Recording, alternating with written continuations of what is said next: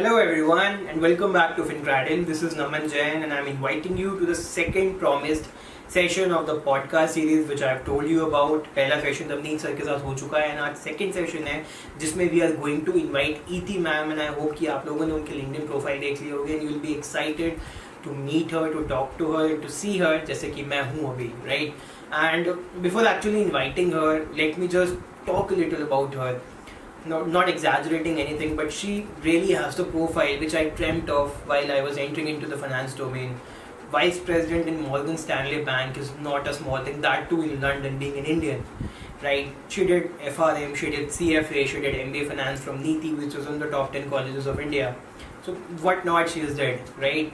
So without wasting any further time, let me invite Iti Vyas ma'am directly joining us from London.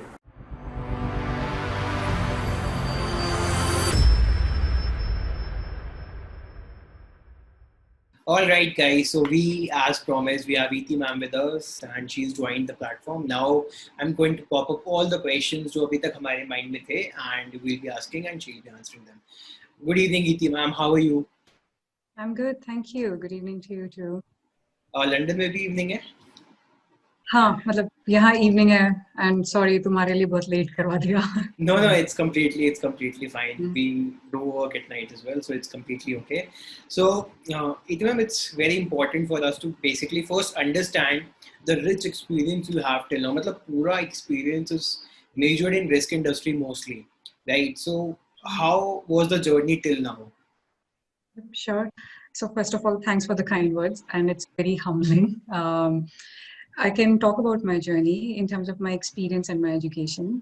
So my experience in terms of professional experience have been generally, as you said, on the risk side of the banking industry, covering valuations, market risk, portfolio risk, stress testing. And then I did a small stint in consulting where I covered banking risk for banking clients. So essentially it has been banking risk most of the time. So that's that. And like since we are talking about the journey, हम लोगों का पढ़ाई और education भी काफी important होता है उस चीज़ के लिए. Exactly, right. So my academic background in that sense is I'm an engineer, and then I've done my master's. Specialization में बोलती हूँ finance है, but like obviously it depends on colleges to colleges what they want to call it. And then I've done my CFA and FRM certifications. I started to do them when I was in college, like when I was studying, but then I finished it while I was like already working. Right. So I also started FRM while college. खत्म हो गया, now I'm working, so I'm pursuing CFA along with that. Good. All the best with that. Thank you. Okay, so I also want to know that if there is a student who's completed FRM, let's say alongside graduation, or even after that, he's a fresher or she is a fresher. So what other skills are very necessary for him or her to pursue so that they can have a good career in the industry, like with the reputed firms? What all the skills play a major role? So, I mean, it's a very broad question. FRM is essentially, in my mind, a platform for someone to start a career in risk management. It's not the only skill that's needed. Also, it's not it's not just one skill that is needed, right? So you need a combination of skills. And to add to that, I would say like risk management, banking industry is a very broad field. So like, I mean, there are big teams just doing one small aspect of risk management. Say, for example, market risk, which is one of the chapters in level 2. There are very big teams who would do market risk and there would be sub-teams in market risk. Similarly, you have credit risk team and there would be sub-teams in credit risk. You have modeling team and a models risk team. And then you have a regulatory risk team, you have overall stress testing team. So you'll hear and read more about these words in FRM. So FRM essentially obviously provides you a good platform and basic understanding of these topics. But say if someone wants to work into model risk, they would need to know models. So FRM provides them good platform, but then to understand models, you might need to have few more skills, which are either more quantitative in nature or more technical in nature, or how models are coded, or how models are actually researched and which model is best for which products. So like say product understanding. So you'll always need some other skills to complement your skill. Similarly, as I said, like market risk. So if you want to work in market risk, it's very essential to understand the products you are managing market risk for. So if you're working in credit risk, you need to understand the credit risk as well as the underlying products of the credit risk coverage. So yes, it's a combination of FRM and maybe products, quants, coding, statistics, economics, a combination of some of those skills plus your risk management knowledge, which places you there. So that's how I would say.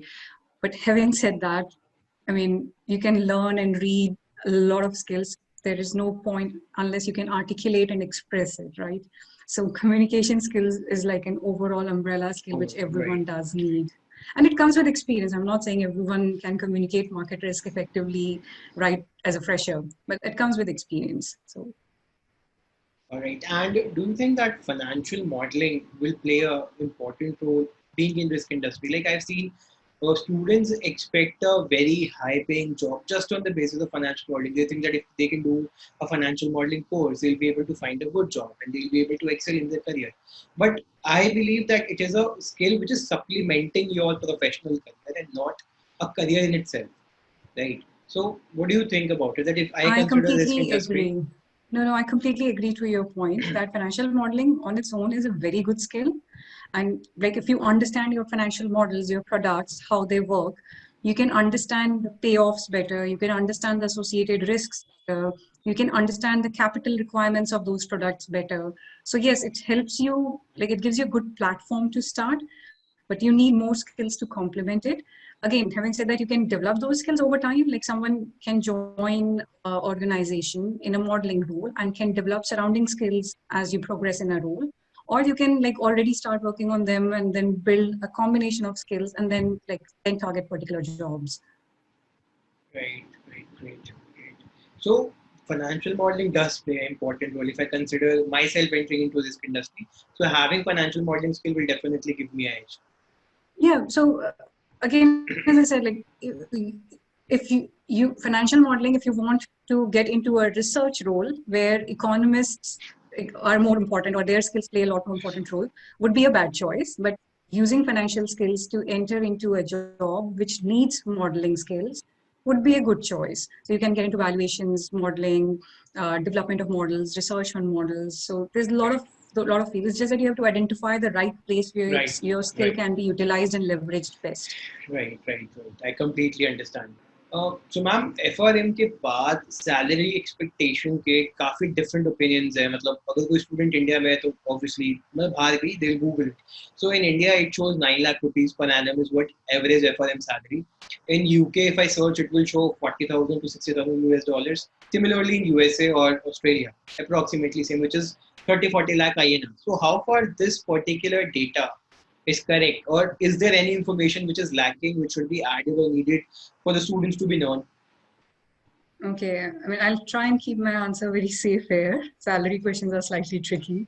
Right. But what I would say is, if you have to look at the average salaries, you should also add another factor, which is the experience into it. I mean, what you should talk about, what is an average salary for 2 years experienced person in risk management?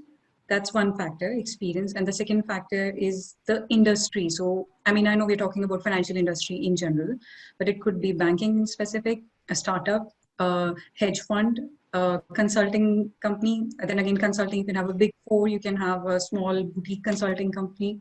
So based on which particular sector of the financial institutions you're targeting, that's the second factor. So I'll keep that 9 lakhs average might be correct, but it doesn't take into account those factors. So it might be including everything. That's one thing. Second thing about like global salaries for an FRM. My view, and it could be wrong, right? My view is that after adjusting for purchasing power parities, FRM's certification would give you same return, be it in US, be it in UK, be it in India. It has the same value. The only difference I would say is that it's more competitive in India. The number of people who give FRM in India is a lot more. The number of people who are very ambitious and want to get into risk management versus the number of jobs, that ratio might be slightly skewed in India.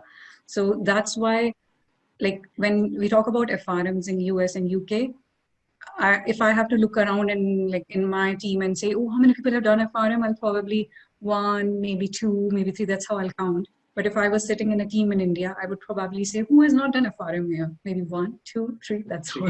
So I think All that's the right. difference. Also, I have noticed one thing that when I was pursuing FRM Part 2 lecture somewhere, so in that institution, there were few students who were already getting a package of 15, 16 lakh rupees. They were already qualified CA or working with good banks like SBI or something. They were doing FRM to enter into a different profile or to just give it another boost to their career. So Yeah, that is also how the data will be split because they already have exactly. experience and then they are doing FRM. So they have already reached the level in Yeah. comparison to a fresher. So fresher should be considering that he is going to begin as a fresher only, but after experience, they are going Yeah. to make good, right? Yeah, and as you said, right, I mean, there's a lot of different contexts why people do FRM. I mean, globally in India or anywhere. Like sometimes their companies want them to do FRM because they want to write that our risk manager is FRM certified. Sometimes a student might want to do FRM because he has no maths or finance background but wants to make an entry there. Finance. Sometimes someone who is already working in finance, as you said, as an example, but say works in a detail side of it and wants to make an entry on the risk management side of it, might want to do FRM. So there's like a lot of different contexts why people do FRM. Right, right, absolutely right. So somewhere or the other, salary which is shown as an average is correct, but the factors should also be considered. Yeah. Yeah. I mean, it should not happen like I'm a fresher in college and I look at 9 lakhs and then say, okay, fine, if I don't get that, then there's something wrong with me. No, that's not true.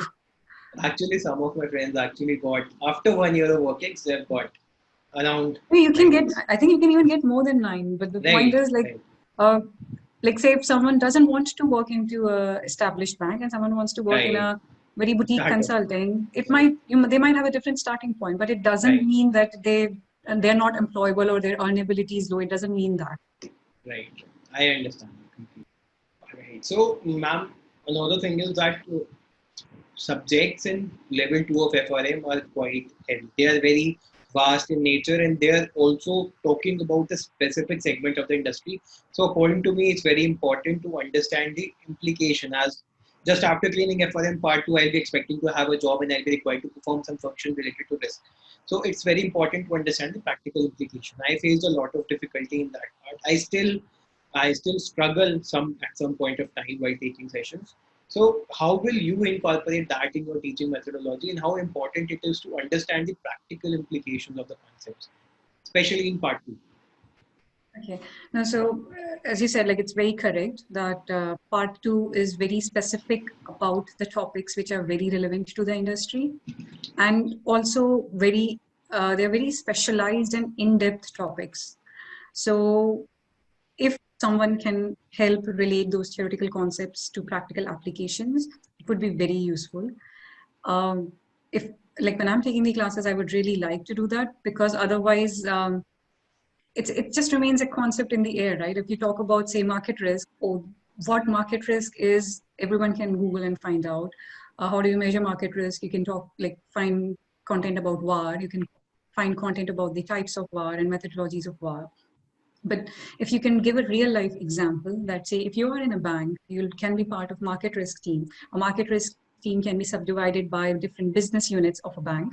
And then in the business unit, how you kind of come up with VAR limits, how you measure your performance of the business against those VAR limits, how you day on day see what is the risk profile and the payoff profile, and then how that feeds into the various limits you want to monitor against, how that relates to the business strategy, then the whole picture can come together. So I mean, in my head, that's the ideal way of talking about these topics. And as I said, at least in the big banks or big institutions, all of these individual topics kind of exist in analogous teams. So you'll have a market risk team, you'll have a credit risk team, you'll have a liquidity risk team, you'll have a portfolio risk management team. And those are basically just your chapter names in FRM level 2, right? Right, right, right. So that it's very easy to relate that way. And I do think FRM curriculum is very smart that way, that they've tried their best and they kind of change it every year so that it's more relatable, more practical, and can be understood by people who work in the industry and not work in the industry. So that's that, but I'm also going to slightly contradict myself and say a different angle as well, that FRM content is also very vast, and especially level 2. so Yeah, right. vast and wide.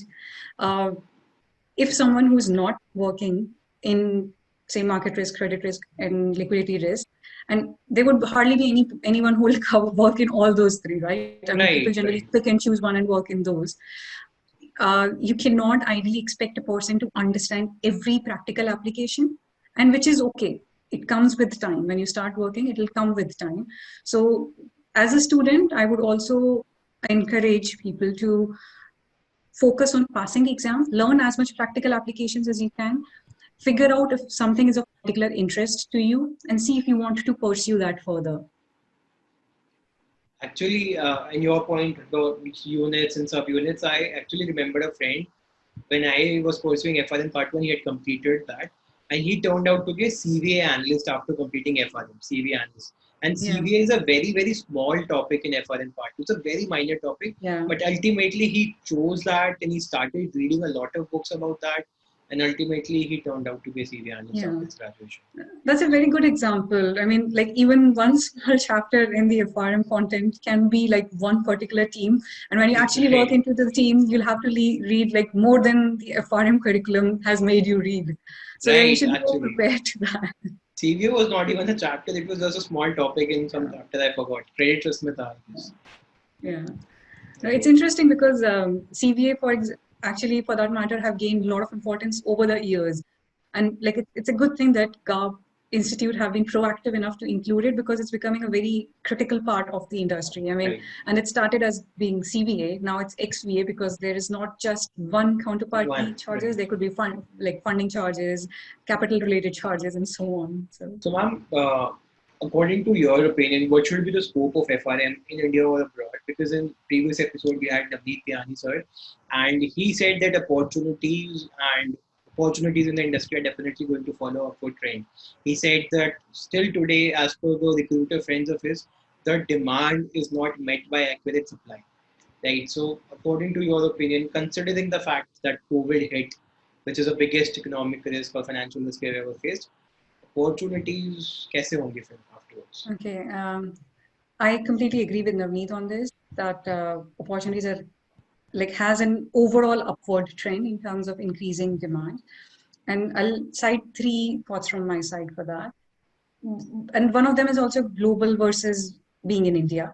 So overall, like as a risk management industry, there's a lot of push from regulators and various stakeholders of financial institution to enforce better risk management culture.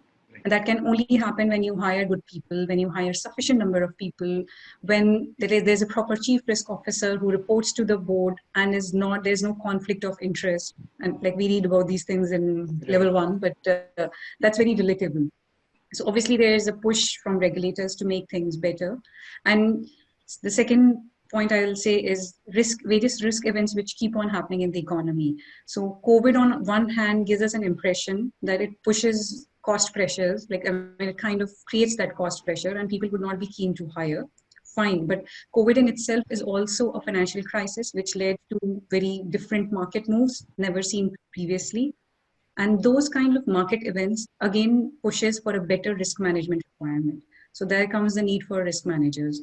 In fact, my personal observation is that during COVID, in general, there were more roles. Like, I mean, there was a lot of cost pressure and I would say immediate reaction from the industry was to stop any hiring for a few months. And then everyone came to terms with that. Oh, like we may not hire people on the business side of it, but we still need to hire people on the risk side of it. Yes, right. And I saw a lot of openings in the risk management. I'm talking mainly about UK, but in India, even that trend would have followed sooner or later. That's my assumption. Right. And Absolutely. the third thing, which is very India specific, is that a lot of banks generally have their big risk management teams Right. sitting close to the business. That was the trend. But obviously, we have a lot more good people in India. And then we have this cost benefits and associated, this cost differential benefits of getting some work done in India. So there's a push from the cost side to transfer as much risk management work that can be transferred in India. And that means there's like, say, Credit Suisse, Barclays, Goldman, they are kind of on spree to expand their risk Operations in India. base, risk operations in India. Right. So that would also create demand pressure in India. So basically, you're trying to say, in very simple words, that India can be the new risk industry hotspot. Definitely. I mean, along with India, there are a few other locations which are very well placed for that, but definitely India is one of those. Right. And India will be able to provide that much required talent because I've also seen that students were just now 1 week back, I got a message on Telegram. It was a 10th class student and he was asking me how to pursue FRM. And I was like, 10th class is a bit too much. Actually, but he asked me that how can I pursue FRM and CFA together? Can you please give me a plan? And I was like, dude, you need to focus whether to opt for science or commerce right now, and you need to play. Don't have to focus on that was FRM, very good advice. I'm very happy that you did not say that, let's do this, let's have a session and I'll counsel you on what we do. So actually, I shared on LinkedIn that post as well, and people were having the same reaction that we were figuring out science or commerce, and he's asking about FRM CFA कैसे करना. It was quite kind of funny or क्या बोलूं बस. Everything has its time, so. Right, actually. All right, so ma'am, what will you suggest to a first-year student who has just started his graduation and want to pursue a career into finance? And अगर किसी student को लगता है कि FRM CFA करके they want to explore opportunities outside India, so what can be the roadmap they should follow? मतलब it is a very huge thirst in Indian students that they can get some work outside India. मतलब वो FRM CFA शायद करते भी इसलिए हो क्योंकि global course है, हर जगह valid है, it is acceptable in almost all the economies and countries, so they can get some opportunities abroad. I guess 50% or more than students are doing FRM CFA because of that. So what can be the roadmap for a student who is starting his career and wants to make a career outside India in the finance industry? It's a very broad question, and stop me if I divert a lot.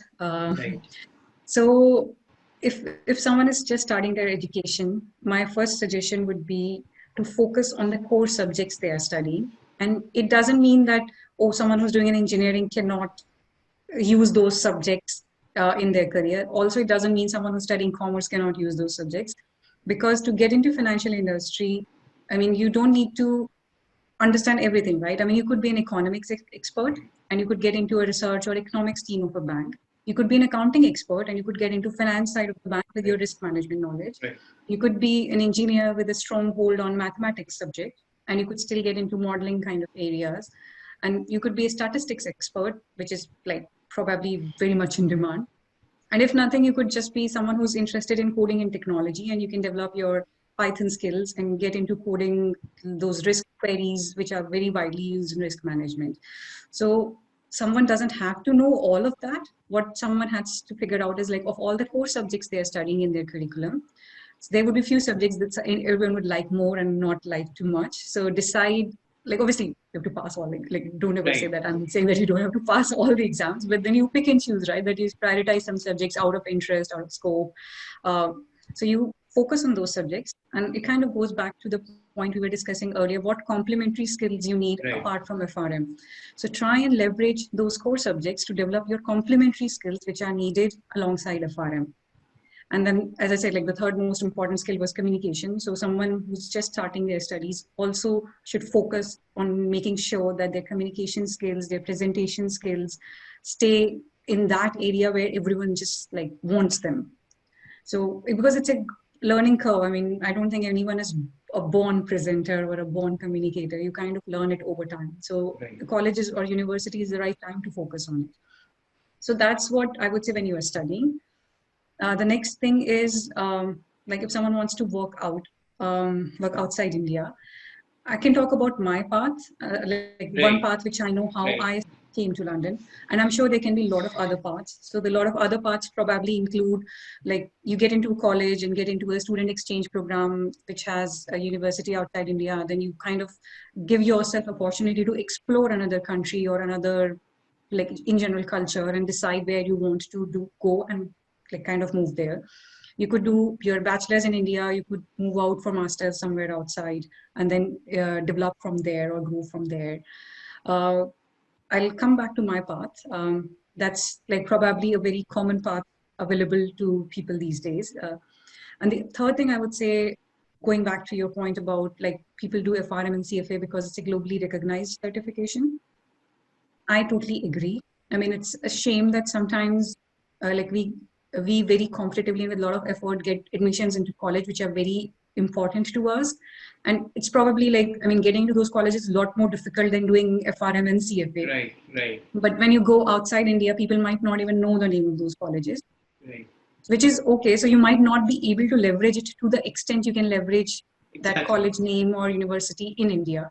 So Right. FRM and CFA does help, because if you say, like, if I go and say to someone that, oh, I've done FRM and CFA, and I've worked in finance industry, and I've worked in finance industry even in India, and then I tell someone about my master's college, they might be able to relate, yeah, fine, I might have done master's from a good college because all other degrees kind of accumulate and point in that direction. So sometimes it helps. But if I just go and tell someone, oh, I did my master's from this college, people might not even know what the college is. So yes, FRM and CFA does help that way.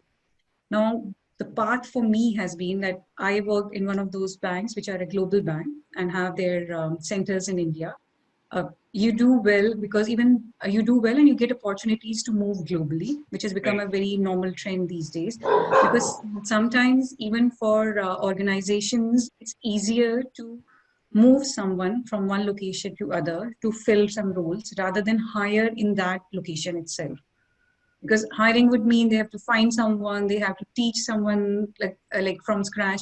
But say if I work for a person who sits in, like I sit in Delhi and I work for a person who sits in London, and I have proved that I can be a good resource, so they'll have more motivation to move me from Delhi to London rather than find someone new in London. I absolutely agree to this part. And I also thought that when you're working in global company, most of the companies which give opportunities are global. And if you are working in some such companies, all you have to do is perform to the best of your level. And I believe that Agreed. you'll be able to make it And there are out. many, yeah, and many of my colleagues, I like, I'm not the only one. Many of my colleagues have done that. So it's pretty common. It's not that Right, unusual. actually, yes. Yeah. So as per your words, I can derive that the college student के लिए जो learning है, that can be threefold. Like they can have a finance professional career, FRM, CFA in the form of related courses which they can pursue. They should be having some technical skills. Like if they were from engineering background, they should be able to code. If they were from commerce background, they should have good knowledge of accountancy, which can complement with the finance wala part. And at third, communication rules everything. Yeah. Can't highlight the communication enough. So Right, so communication plays the lead role. So these three things are important, which everyone needs to focus more on. Right, great. So guys, I believe that all of the questions are now answered, and the conversation of ours, ma'am, is going to help a lot of students who are going to watch this video. I just believe the questions of all of you guys have been sorted out, and if not till now, then you can join the Telegram community, or if already joined, you can talk to us there, and we'll definitely try to help you out. Right, so thank you so much, ma'am, for joining us, and that too, to take out time to have this session. I really appreciate your efforts for it, and I'm really looking forward to have you on board for teaching FRM Part 2 with us, starting from 24th of April. Thank you, and it was a good experience for me too. I enjoyed it as well. Thank you very much. Thank you. Looking forward. हाँ जी viewers, so now I think कोई भी doubt किसी को भी नहीं होगा कि इंडिया में स्कोप क्या है, इंडिया के बाहर स्कोप क्या है, एफआरएम का कंटेंट कैसा है, एफआरएम पार्ट 2 का कंटेंट कैसा है, इंडिया के बाद कैसे पहुंच सकते हैं, इंडिया की सैलरी 9 लाख रुपए दिखाता है, सही है क्या, यूएसए में $50,000 दिखाता है, सही है क्या. I guess all of your doubts are clear till now. और अभी भी कोई डाउट है तो FinCradle की टेलीग्राम कम्युनिटी ज्वाइन करो, नीचे लिंक है, वहाँ पे सारे doubts I try to clear down. Alright, so ET ma'am is going to join the board for Part 2 faculties in FinCradle, and she'll be taking live classes from London directly. Apart from that, I guess that's all. So we'll keep on posting more and more content, and podcast series में आने वाले session में we'll try to get more and more experts. Till then, you guys stay tuned with us. Keep on liking, sharing the content, and subscribe the channel. Thank you for being with us till now. Bye bye. Take care.